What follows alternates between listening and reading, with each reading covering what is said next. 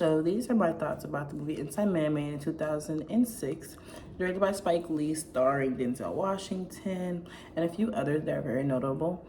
The movie itself is more than what meets the eye. I think the biggest thing about watching the movie, you have to have a broad thought process when it comes to perception. You can't perceive what's good versus what's bad.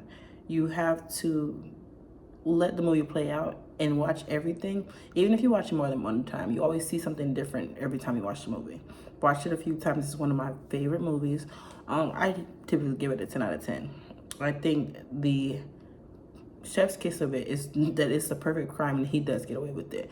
And in the beginning, he tells you exactly who he is. My name is Dalton Russell. He's going to tell you the who, the why, the when, the where, but he's also going to tell you only one time.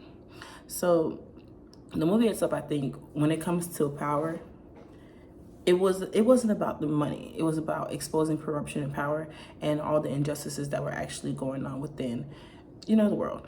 It had a lot of history that got touched on, especially like the history of the bank, the history of the blood ties to the bank, and then with the ties to war and the ties to the Nazis that played into him building the foundation of the bank.